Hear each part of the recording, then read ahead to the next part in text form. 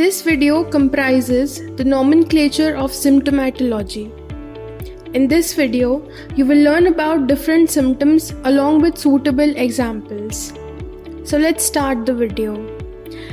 The first symptom we are going to talk about is pathognomic symptoms. Specific and characteristic symptoms of a given disease or clinical condition are called pathognomic symptoms. They are also known as pathognostic symptoms. For example, ash of bodies in rheumatic carditis. Keynote symptoms. The symptoms which are peculiar in a case and help to find out a small group of remedies are called keynote symptoms. There should be at least 3 keynote symptoms in order to make a correct homeopathic prescription.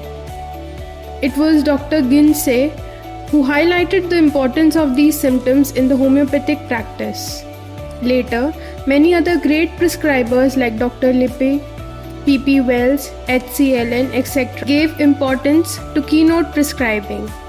Keynote prescribing was more in practice before the advent of reliable repertories. In fact, all keynote symptoms cover a good number of remedies and one should refer to repertories to verify the prescription. True keynote symptoms, if 3 or more, cover the entire totality of a case. Stuart Claus defines a keynote as a minor generalization based upon the study of many particulars. A keynote might be one of the characteristic particulars or generals. Eliminative symptoms. Symptoms which help to eliminate some unimportant medicine to facilitate the selection of similimum are called eliminative symptoms. These symptoms are best to start with in repertorizing a case. One should be very careful in selecting a symptom to be used as an eliminative symptom. Eliminative symptoms should preferably be important general symptoms. Dr. M. Tyler introduced these symptoms in repertorization. Determinative symptoms. Symptoms which help to find out or select finally an indicated remedy are called determinative symptoms. The term was used by Dr. Garth Borick. Borick's determinative symptoms are equivalent to Dr. Kent's characteristic symptoms. Basic symptoms. Symptoms which are essential for understanding the disease condition and are found in almost all provers without any characteristics are called basic symptoms. They are equivalent to common symptoms. They are also known as generic symptoms. Next is diagnostic symptoms. Symptoms which are important for diagnosing a case are called diagnostic symptoms. These symptoms are the product of a disease and not very helpful in homeopathic prescribing. They are also known as ultimates, pathological and common symptoms. Negative symptoms. Symptoms which are expected to be present in a case but remain absent are called negative symptoms. They become valuable by their conspicuous absence. For example, absence of thirst in a fever, absence of pain in inflammation, etc. Accessory symptoms. A long-standing symptom which the patient thinks is a part and parcel of his normal functioning is called an accessory symptom. Are important symptoms for a homeopathic prescription.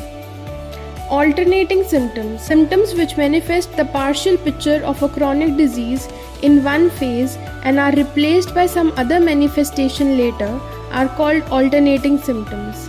Knowledge of these symptoms help us to obtain the complete picture of a chronic disease.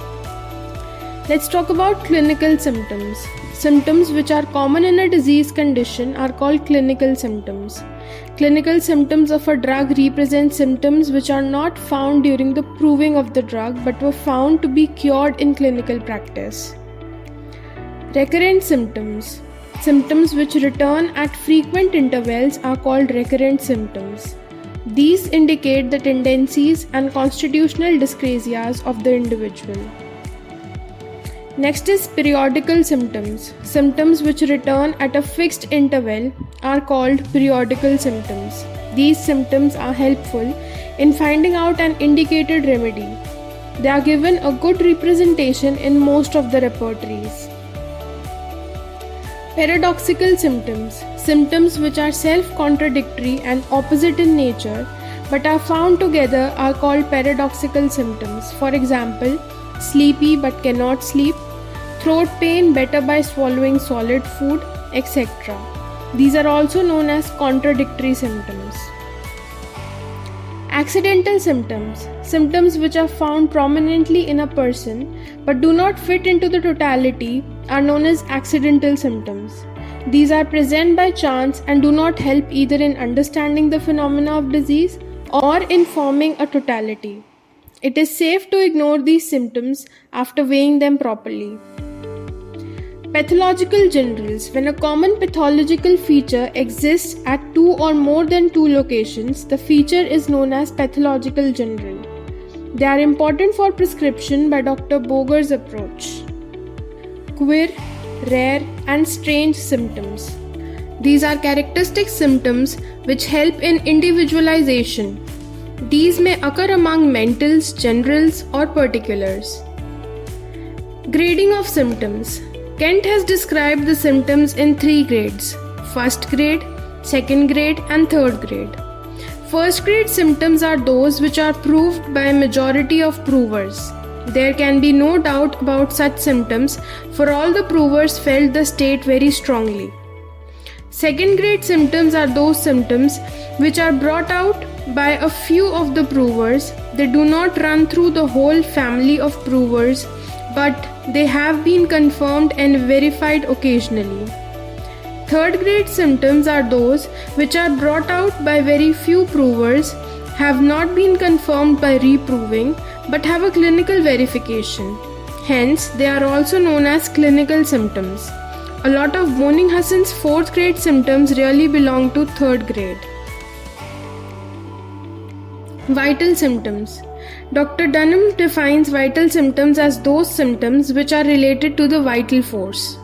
The action of the drug on the vital power, correlative of the above, the symptoms of the nervous system given conjointly with the symptoms of various organs to which different parts of nervous system are distributed.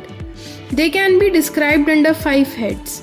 The sensorium, of which the symptoms are found chiefly under rubrics head and disposition.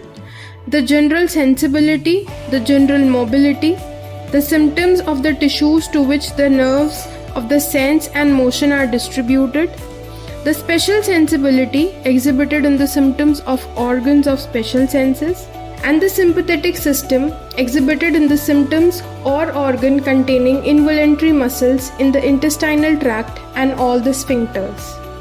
Sheen symptoms. These are the apparent symptoms caused by the excessive homeopathic medicines as a result of frequent repetition, as said in aphorism 248 of 6th edition.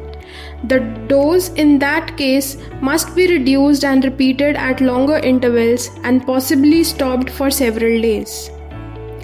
Generic symptoms. These symptoms are produced by the dynamic generic action of the drug. These symptoms are common to many drugs of a particular genesis or class.